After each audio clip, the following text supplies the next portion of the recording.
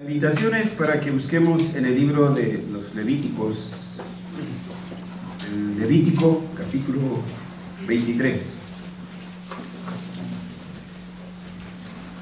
Y vamos a darle lectura a los 4 primeros versículos. Levítico 23. Y si lo tenemos, vamos a darle lectura unidos. Todos, dice así. Habló Jehová a Moisés diciendo: habla a los hijos de Israel y diles: las fiestas solemnes de Jehová, las cuales proclamaréis como santas convocaciones, serán estas: 6 días se trabajará, mas el séptimo día será de reposo, santa convocación, ningún trabajo haréis, días de reposo es de Jehová, en donde quiera que habitéis. Estas son las fiestas solemnes de Jehová, las convocaciones santas, a las cuales convocaréis en sus tiempos. Amén. Vamos a orar. Nuestro buen Dios, nuestro Rey, nuestro Padre, soberano Señor, venimos ante tu presencia, porque en ti hay palabras de vida, hay palabras de consuelo. Venimos, Señor, porque solo tú tienes palabras que le dan dirección a nuestras vidas y le dan confort a nuestras almas. Señor, nuestros oídos están atentos, nuestros corazones también, Señor, porque queremos escuchar el bálsamo de tu palabra y tus hermosas y preciosas promesas. Concédenos, Señor, que tu Espíritu Santo nos haga de tal manera dúctiles y maleables que en nuestro ser no hay otro deseo que el de querer hacer tu voluntad. Por Jesús te lo rogamos. Amén. Amén. Bueno, ustedes han visto ahí el título del sermón de esta tarde: la estación del Adviento. Y es menester aclarar esto por muchas razones. En primer lugar, porque en cuanto se haga público los temas que estamos tratando, no faltarán comentarios por ahí, hermanos, que nos empiecen a enviar a través de YouTube. Por un lado, vamos a tener el ataque de los evangelicalistas, acusándonos de ser papistas, de copiar sus fiestas. Bueno, pues esas ni nos preocupan. Pero lo triste es que dentro de nuestros mismos presbiterianos también escuchemos críticas semejantes, o bien que esa es una costumbre europea, que esa es una costumbre mexicana. Tal vez estarían más contentos que tuviéramos entonces posadas y ¿cómo les llaman a esos dramas que ellos pasan los fines de las pastorelas, ¿sí? Las pastorelas. Y esto no revela, hermanos, lo digo con temor y temblor, sino más que una profunda ignorancia. Por ahí una señora se puso de escritora y nos envió incluso hasta una propuesta, que la Navidad la celebramos algo así como por ahí del mes de septiembre. Y no se diga, hermanos, otra razón muy importante que nosotros tenemos. En primer lugar, para nuestros hermanos nuevos que el Señor ha traído. También para nuestros hijos, para que ellos también sean instruidos. El tema entonces a tratar hoy es la estación del Adviento. Bueno, al decir la estación, no se estén ustedes imaginando Buenavista, ¿sí? Estar esperando el tren rápido, ¿sí? Que no sé ahora quién, si no es China, quién va a ser ahora.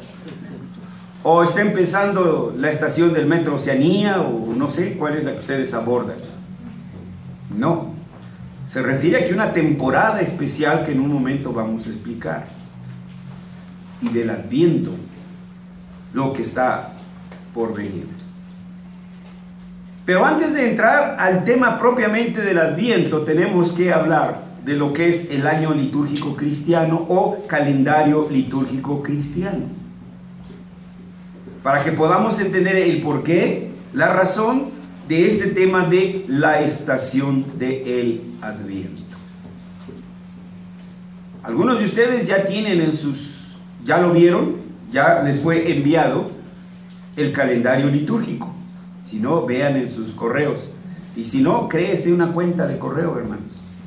¿Sí? Y entonces, para que empiece usted a recibir la información de nuestra iglesia.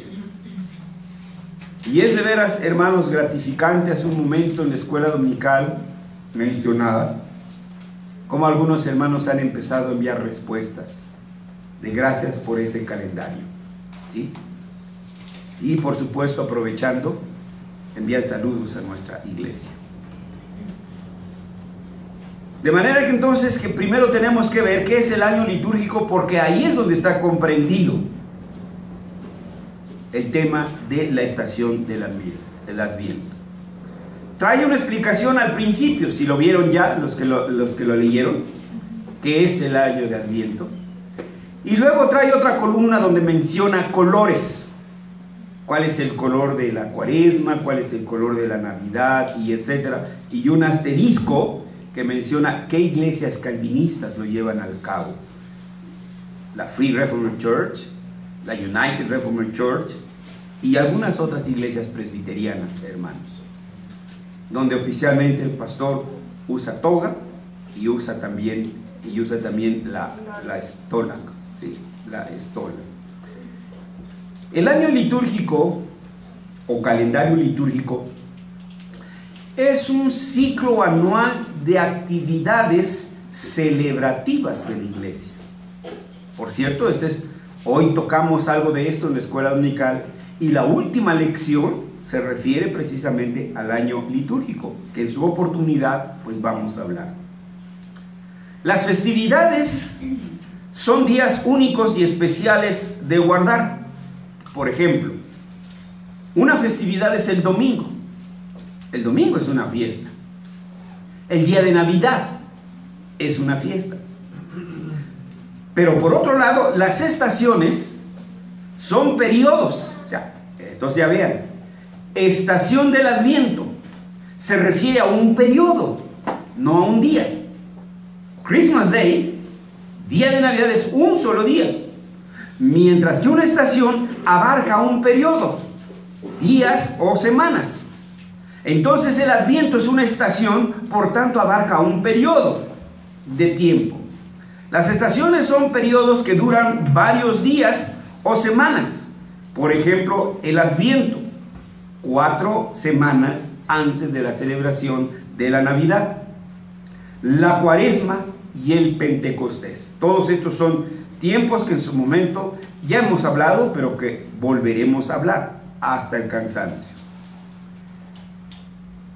Pero tenemos que pensar, ¿por qué esto del calendario? ¿Qué puede traer para nosotros como iglesia? Pues hay varias cosas. Dentro de las primeras que puedo mencionar, hermanos, es que el año litúrgico o calendario litúrgico proporciona a la iglesia una directriz cristocéntrica. Porque va desde Génesis 3:15, la simiente de la mujer, el anuncio del Señor, ¿sí? La simiente de la mujer y la simiente de la serpiente. Ya ahí está anunciándose al Mesías.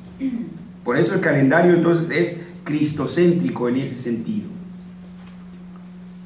Este calendario pone su mayor énfasis en la suprema revelación de Dios a los hombres, llevada a cabo a través de Jesucristo, quien es la palabra viva, la palabra hecha carne.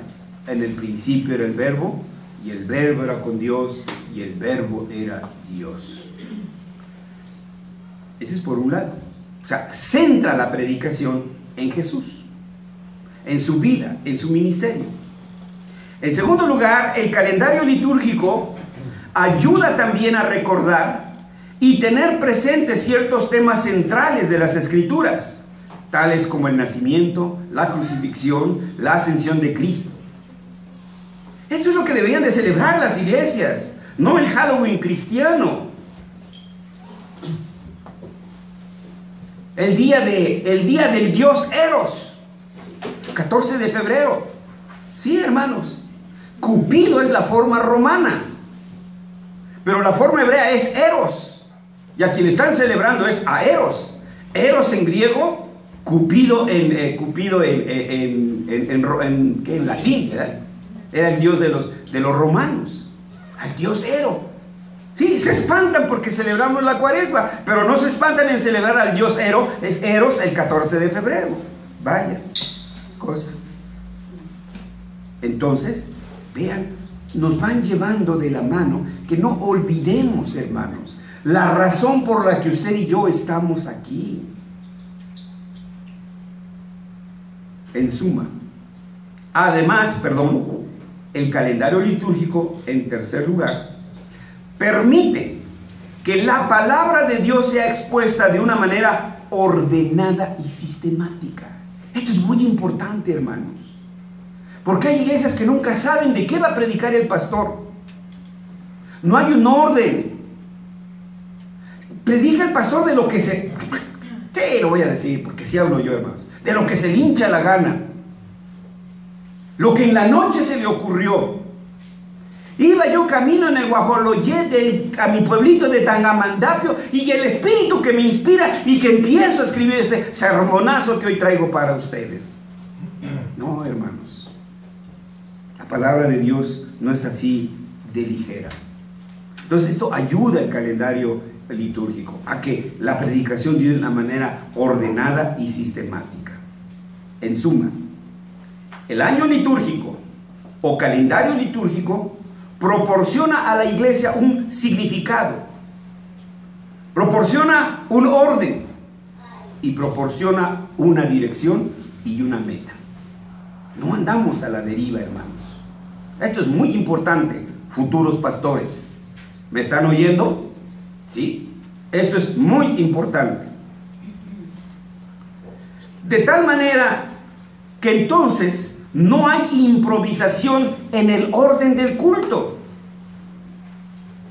Hay iglesias que en ese momento están elaborando el orden, ¿sí? El himno que le gustaba a la abuelita, la lectura que acá y de allá, hermanos, cuando es algo muy serio preparar el programa, ¿sí? Entonces le da en primer lugar un orden, porque Dios es un orden. Entonces, de tal manera que no hay improvisación ni en el orden del culto ni en los temas de la predicación. Todo lleva un orden, porque Dios es un Dios de orden y no de confusión. Leamos algunos pasajes. Si aquí adelante me ayudan con Primera de Corintios capítulo 14 versículo 40, y de este lado me ayudan los que ya se están durmiendo, Primera de Corintios 14, 33.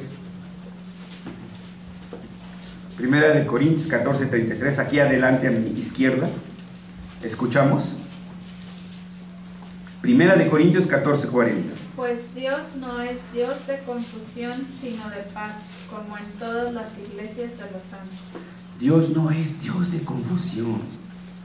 Entonces, hermanos, cuando entre ustedes a esas iglesias donde todos están gritando, todos están orando, pues no entienden, parece que si de veras estuvieran hablando en lenguas, porque no les entiende uno nada, hermanos, ¿sí?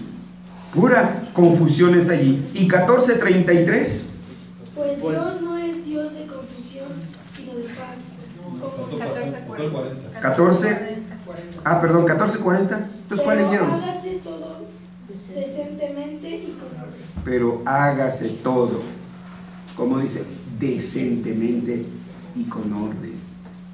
Esto es algo muy importante en el culto, hermanos, ¿sí? Y todos buscamos Colosenses capítulo 2, versículo 5. Colosenses 2:5. ¿Lo leemos? Dice así: porque aunque estoy ausente en cuerpo, No obstante, el Espíritu estoy con vosotros, gozándome y mirando vuestro buen orden y la firmeza de vuestra fe en Cristo. Vean la última frase de Pablo. Está felicitando a los colosenses. Dice, mirando vuestro buen orden. ¿Sí? Entonces vean, hay un orden.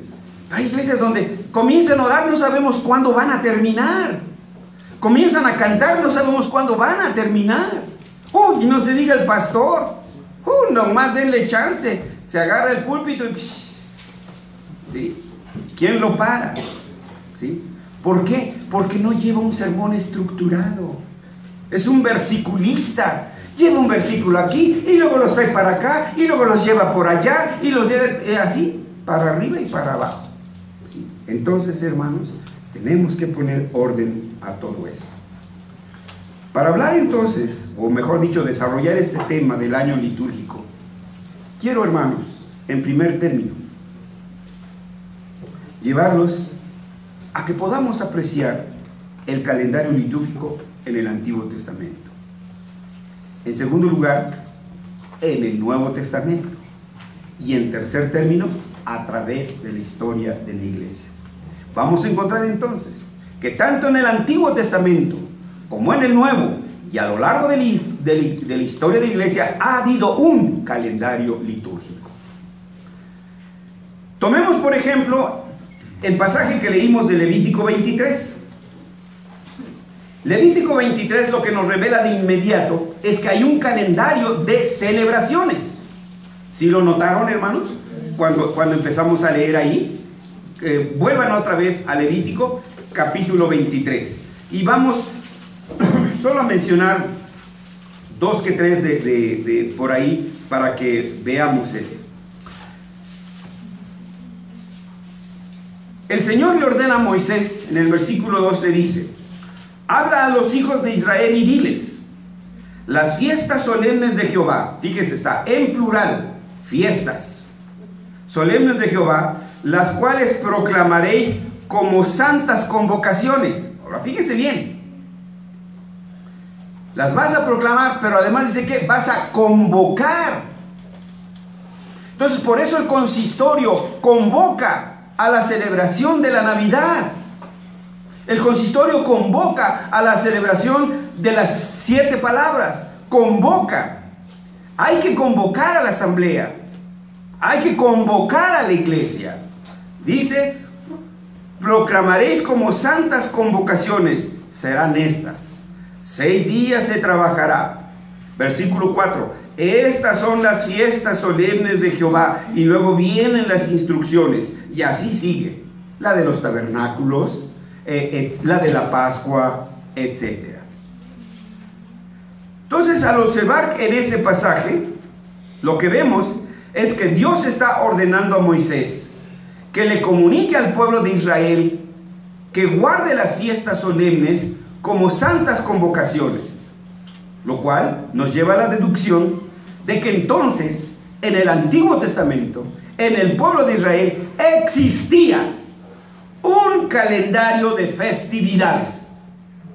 Entonces no lo estamos inventando, de ahí viene. Algunas de estas festividades, como se han mencionado, están muy claramente especificadas en los pasajes. La primera celebración que se menciona es el Shabbat, o el día del reposo. Le siguen la Pascua o Pascua, para conmemorar la liberación de Israel. El Pentecostés, que era para conmemorar, el de los tabernáculos, que era para conmemorar los años en el desierto del pueblo de Israel.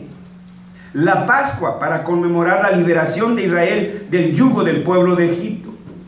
También encontramos en este calendario otras festividades como el Yom Kippur, un día especial, la fiesta del perdón. Siguen citas, hermanos, no los quiero marear con las citas. Más adelante, se las voy a mencionar para que después las vean. Levítico 23 del 26 al 32. Más adelante son agregadas las fiestas del Purim.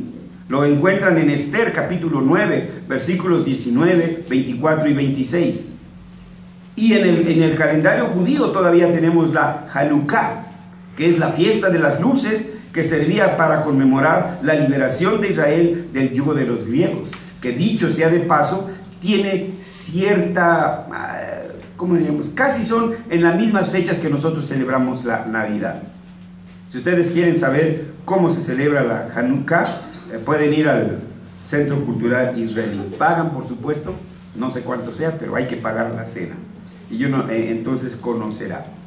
Entonces, para los israelitas, las estaciones eran obras del Creador para beneficio de los hombres. Ellas manifestaban la beneficencia de Dios hacia sus criaturas. Por medio de estas fiestas, no solo reconocían a Dios como su proveedor. Es decir, por ejemplo, en la fiesta del Pentecostés o de las cosechas, cuando ellos llevaban su grano, sus primicias de su grano, estaban reconociendo: lo que tenemos es por tu bondad. Cuando usted recibe su cheque, cuando pasa la ventanilla, lo que recibe es que por la bondad de Dios, ¿sí? Por la bondad de Dios. Entonces esa era una manera de reconocer que todo lo que tenemos, lo tenemos de Dios. Siguen entonces, veríamos estas intervenciones. El gozo que se expresaba era genuino. Como podrá notarse, para el pueblo judío, las festividades siempre tendían a dar un testimonio de la fe de ellos. Ahora vean, esto es muy importante. ¿Qué hacían las festividades frente al otro pueblo? Era un testimonio de fe.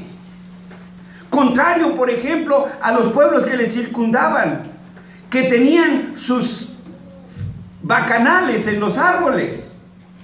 Ahí tenían sus fiestas y todas esas cosas. El pueblo judío era un testimonio para esos pueblos, diciendo: así se celebra.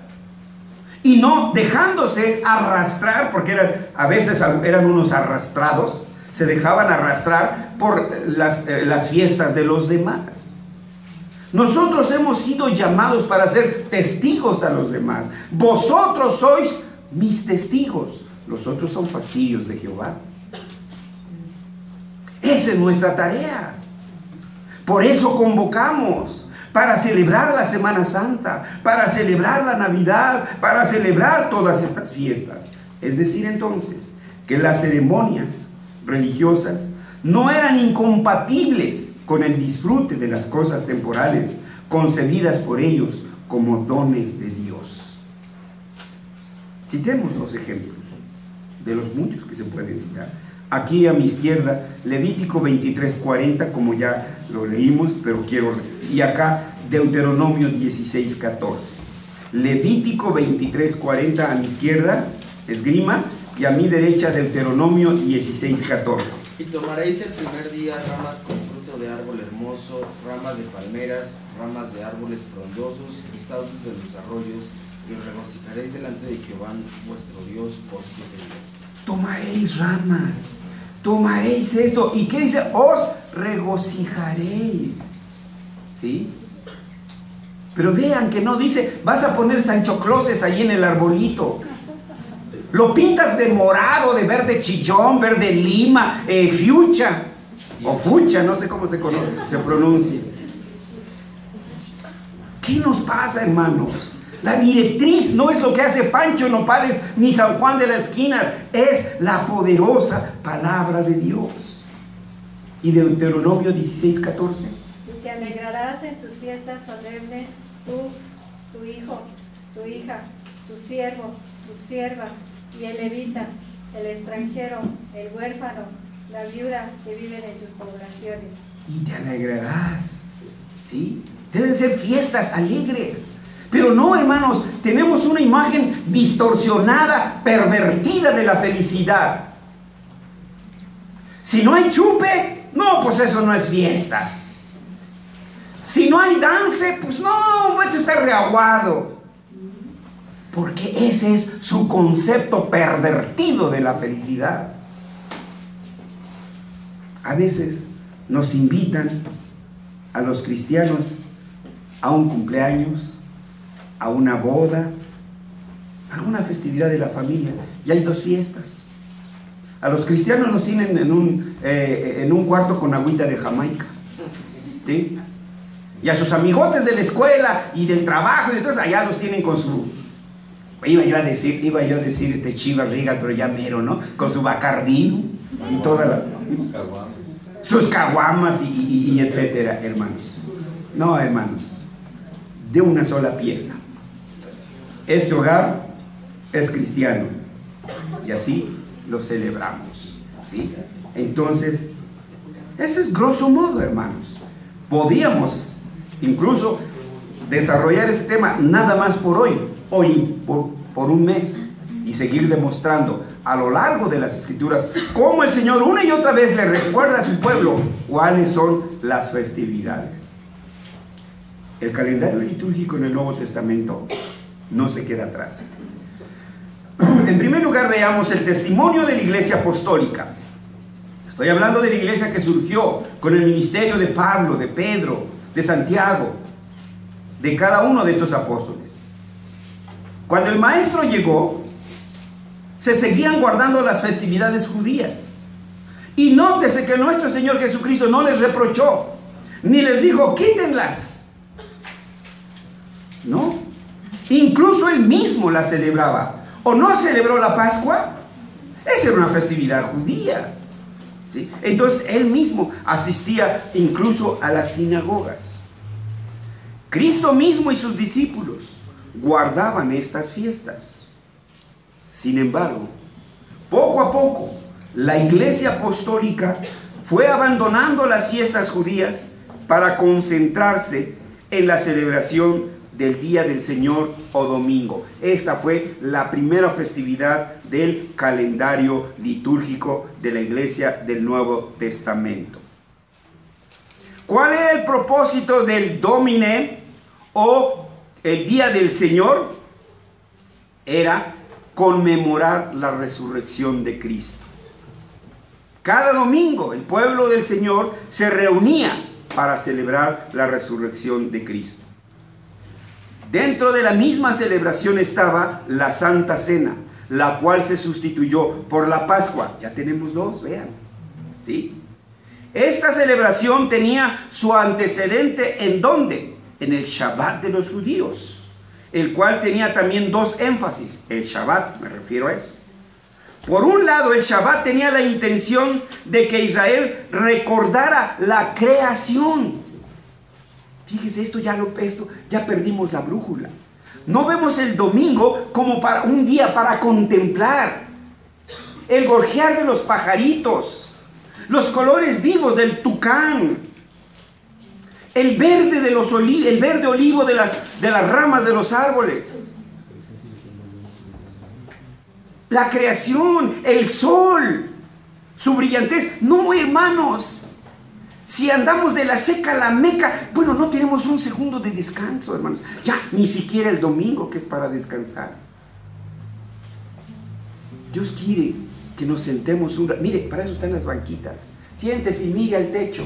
No, por ahorita no, hermanos, nada más que lo terminemos. Pues si no le va a caer en los ojos ese polvito que está ahí. Eso quiere el Señor, que contemplemos, ¿sí? Que vea el perrito y no le dé la patada, sáquese por allá. Que vea allí una creación del Señor, ¿sí? En todo lo que usted ve allí, vea usted el Señor. Que ya se hizo popó el perro, pues tiene por dónde. El problema no es el perro, el problema es su amo, ¿sí?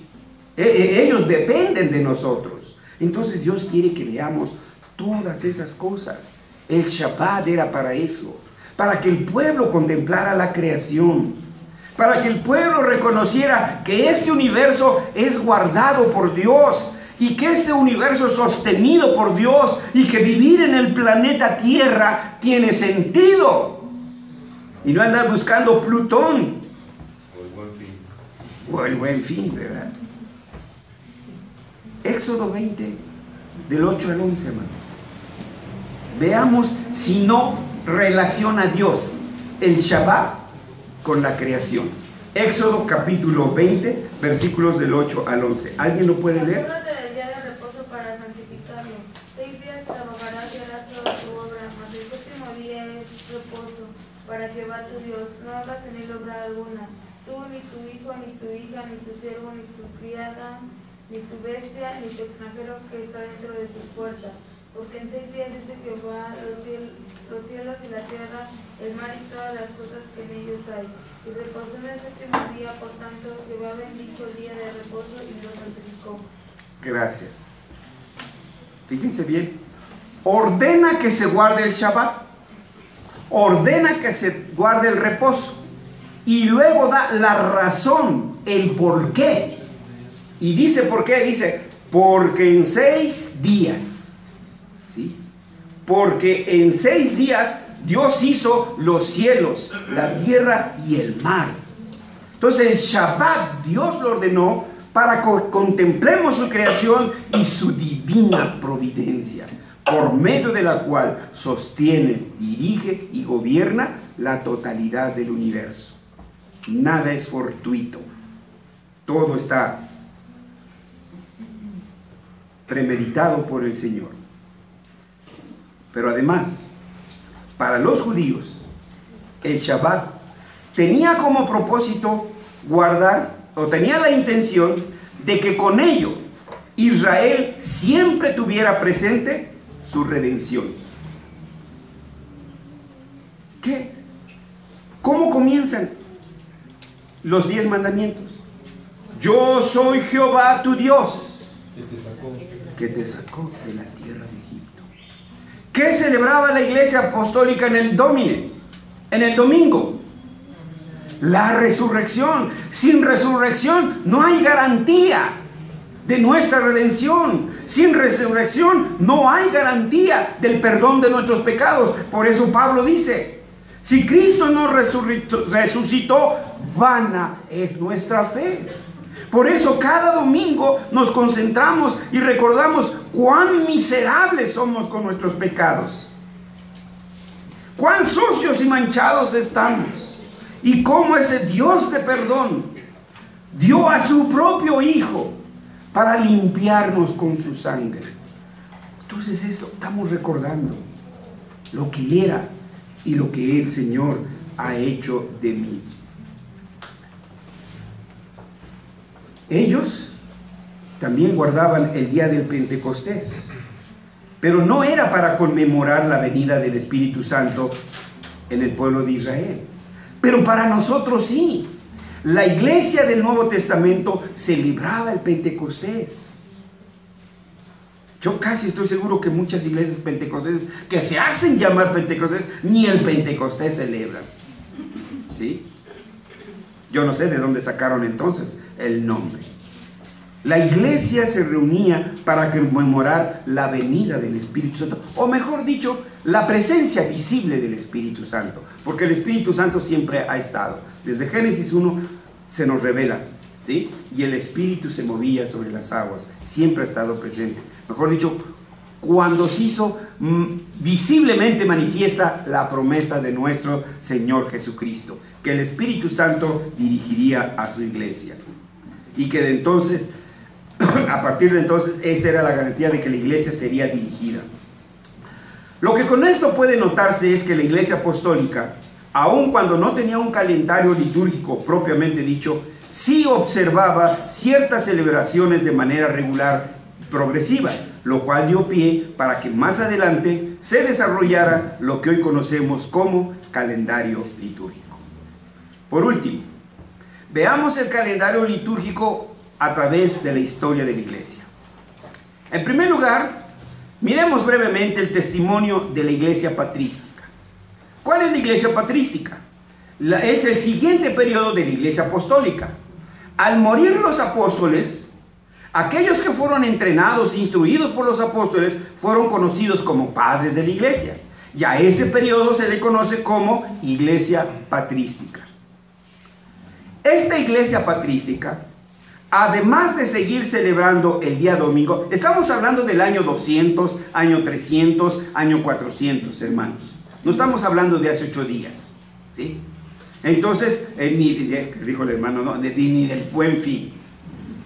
Entonces, además de celebrar el día domingo, se fueron incorporando festividades como la Epifanía, que sus orígenes celebraban la manifestación de Dios en Jesucristo y se centraba en la encarnación de Jesús y su manifestación del mundo.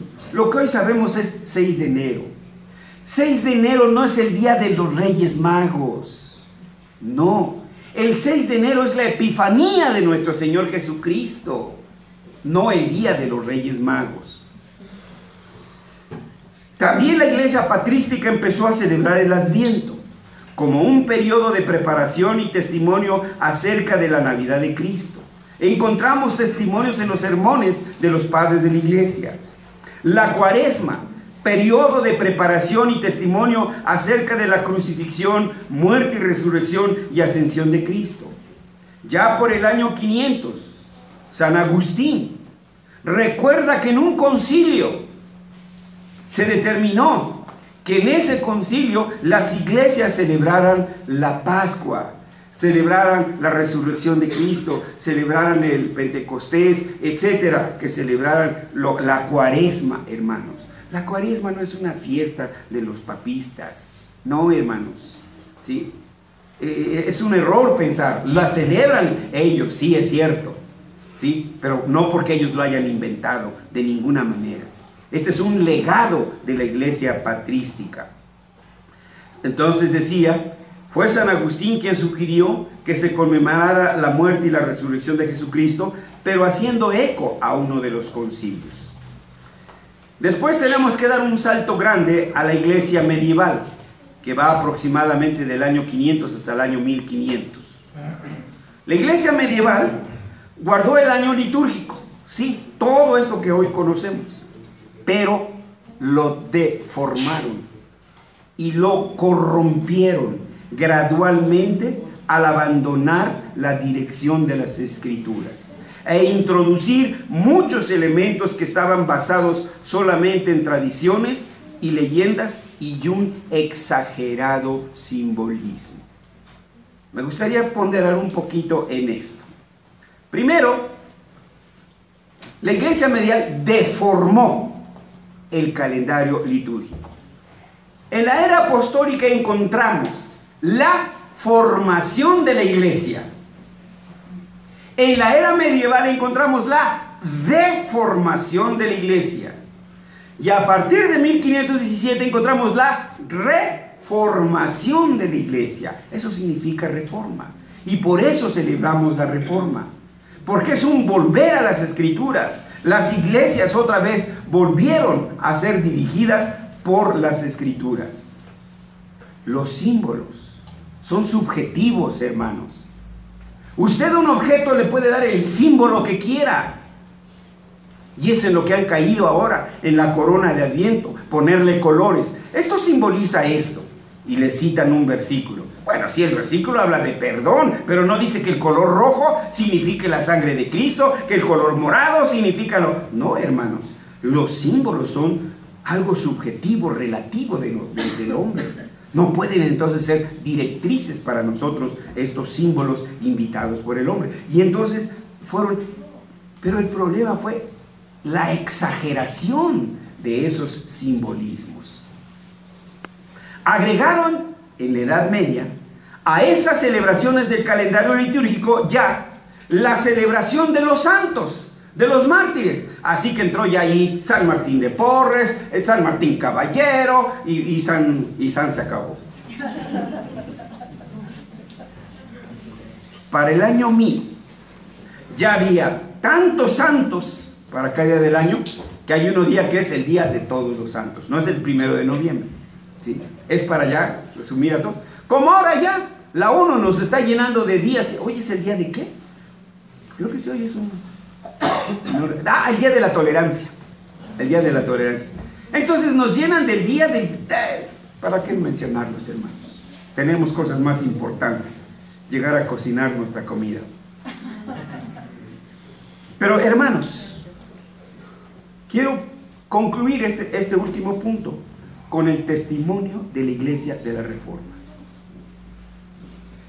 En un principio, los reformadores rechazaron todo lo que tenía que ver con los papistas. Cuando estudiamos a Zwinglio, recordarán, a pesar de que él compuso himnos y poemas, ¿sí? Y algunos poemas. Él eliminó el canto del culto, porque decía distraía, porque querían que se centraran en las escrituras. Pero poco a poco las iglesias reformadas fueron revisando estas tradiciones, por así decirlo, estas festividades, y toda aquella que tenía sustento escritural fue reincorporada, y todo aquel elemento extraño que no era sustentable con las escrituras lo fueron limpiando. Y así entonces recuperamos el calendario litúrgico. El domingo, para los reformadores, era el día por excelencia para leer las escrituras, para la oración, los sacramentos, las ofrendas y las limosnas. Pero quiero aclarar lo que significa la palabra limosna. La limosna era una ofrenda especial y dedicada para los pobres sacerdotes. No es cierto. Para los pobres, hermanos. Para los pobres. Sí, la iglesia papista tiene obras de caridad, pero le dice al médico: cede tu tiempo, un día, pero del alfolí no sale nada. Fundan un Cáritas, sí, pero tú pones 1 kilo de arroz, tú pones 1 kilo de esto, pero de su bolsa no sale nada, del alfolí no sale nada, hermanos. Eso significa limosna, ofrendar para los pobres. Esta es una tarea que la iglesia debe de tener, y cuando la iglesia pierde eso, entonces surge Visión Mundial, que se queda en perfumitos para los facilitadores, en cochecitos para los facilitadores, y al niñito le llega una paletita y una cartita. Sí, eso es todo lo que le llega al niñito. ¿Pero por qué? Porque la iglesia ha abandonado su ministerio. Y cuando la iglesia deja de hablar, las piedras hablan. Entonces, hermanos, el domingo debe de seguir siendo. Los reformadores tomaron el domingo para recordar la fe dada a los santos, fincada en la creación. Ellos decían: este mundo es todo completo de Dios, también en la redención. En ello también meditaba la iglesia. Libertados de la esclavitud del pecado, ahora solamente vivimos para glorificar a Dios. Y así podríamos seguir con cada una de las fiestas, que naturalmente en su momento lo hablaremos y lo desarrollaremos con un poco más de amplitud. Pero de aquí quiero dar un salto al testimonio de la iglesia evangelicalista. ¿Qué es el movimiento evangelicalista? El movimiento evangelicalista se caracteriza por su negligencia doctrinal, su desprecio por lo que ellos llaman formalismo, cayendo entonces en una anarquía cúltica. Cada quien hace lo que se le da la gana, canta lo que se le da la gana, lee el pasaje que le da la gana. No hay orden, hermanos. Hay un abandono abúlico, apático por la cultura. Y entonces, ellos, los evangelicalistas, centran la veracidad de su fe, repito, centran la veracidad de su fe más en las experiencias personales que en el testimonio de las Escrituras, que en la propia doctrina emanada de la Biblia, y otras muchas cosas más que podrían decirse. El evangelicalismo, que surgió después del fundamentalismo, allá por el siglo XVII, finales y principios del XVIII. El evangelicalismo abandonó la línea del testimonio reformado y despreció la mayoría de las festividades cristianas en su afán de no parecerse en nada a la iglesia papista y al racionalismo que ya se había introducido en los púlpitos cristianos. Su pretensión fue ser más fieles al evangelio, pero lamentablemente simbolizaron mucho, alegorizaron tanto las escrituras que cayeron en una práctica mística capeada de pietismo. Nótense estas 4 claves del evangelicalismo: simbolismos, alegorismos, misticismo y pietismo. Son las marcas del evangelicalismo. Y esto lo va a encontrar en estas iglesias. No hay madurez doctrinal, hermanos. ¿Sí? Entonces, es ahí donde estamos. El evangelicalismo nos apergolló. No solo a ellos como movimiento, sino a nosotros como iglesias evangélicas, como presbiterianos, como bautistas, como metodistas. De manera que tenemos que concluir con esto, hermanos. En la actualidad, muchas iglesias presbiterianas han abandonado el testimonio de la Reforma y se han alineado con las iglesias evangelicalistas. Yo he recibido correos electrónicos. Yo nomás les leo los bonitos, hermanos, ¿sí? Pero no les he leído luego las cosotas que luego nos dicen, ¿no? O le dicen a su servidor. No voy a decir el nombre del pastor, pero este lo recibí hoy en la mañana, este correo electrónico. Gracias, pastor, por este calendario. Sin duda será de gran bendición y ayuda para nuestra iglesia. Reciba un saludo de la Iglesia Nacional Presbiteriana El Divino Jesús para usted y su iglesia que se encuentra en Fortuna 162. Que el Señor los siga bendiciendo. Pero también recibimos, hermanos, las otras. ¿Sí? Bueno, debemos recuperar nuestro legado histórico. Debemos recuperar nuestro legado doctrinal. Debemos recuperar nuestro legado reformado. Fue la razón por la que los corrieron, porque no queríamos salir. Nosotros queríamos ser católicos, seguir siendo católicos reformados, pero nos dieron la patada por atrás y tuvimos que salir. Bueno, eso es a los que les salió barato. Y todavía nuestras muchachas andan besuqueando a esos hijos de Caín. Bueno, también los muchachos a las muchachas, hijas de Jezabel. Tenemos que recuperar este legado histórico, doctrinal y reformado, porque la liturgia también es una confesión de fe y una carta de presentación ante el mundo. Así se celebra la Navidad, así se celebra el Adviento, así se celebra la Pascua. Por eso, hermanos, la invitación hoy es para todos. Preparémonos para celebrar el Adviento y la Navidad. Y no esté haciendo sus cuentas si le va a alcanzar para ir a Disney o al Buen Fin, ¿no? Preparémonos para hacer estas celebraciones, pero de manera escritural. Debemos recuperar estas festividades como lo hacía la iglesia antigua y como lo hacía la iglesia de la Reforma. Nosotros hoy estamos comprometidos. Debemos ser ejemplo para la raza caída. Que ellos se conviertan a nosotros y no nosotros a ellos. ¿Cómo es posible que negarse a celebrar el Adviento o la Navidad, pero en cambio sí, como decía hace un momento, celebrar un 14 de febrero el día del dios Eros? Nuestros antagonistas responderían: pero nosotros lo hacemos cristianamente, sí. Matas cristianamente, te emborrachas cristianamente, fornicas cristianamente. No, por favor, no existen esos adjetivos, hermanos.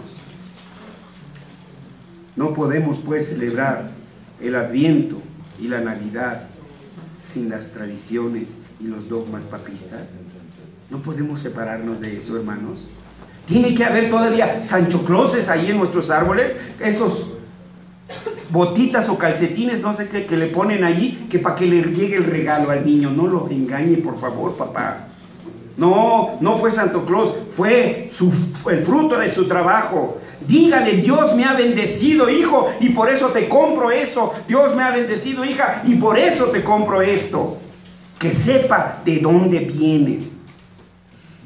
Los reformados debemos darle una redirección a nuestro quehacer litúrgico. Preparémonos pues para celebrar el Adviento. Vamos a orar. Gracias, Dios y Padre nuestro, por tu palabra, que siempre nos trae al camino preciso. Señor, te pedimos que tú permitas que tengamos presente esto que hoy has hablado a nuestros corazones, para que, Señor, estas festividades que se acercan, que son una oportunidad para dar testimonio de nuestra fe y de la manera de vivir la vida cristianamente, Señor, no seamos seducidos por las sirenas, los cantos sirenaicos, Padre, de los caídos y redentos en Adán. Padre, ayúdanos como padres de familia a enseñarles a nuestros hijos la verdad. Que nuestros jóvenes no sean seducidos, Señor, a los antros para celebrar las pastorelas, para celebrar las posadas, Señor, tan pervertidas que hasta la misma iglesia papista se espanta de cómo el mundo celebra estas fiestas. Dios y Padre nuestro, ayúdanos a ser fieles a tu palabra y fieles a tu Espíritu Santo. En Jesús oramos, te lo pedimos. Amén. Amén.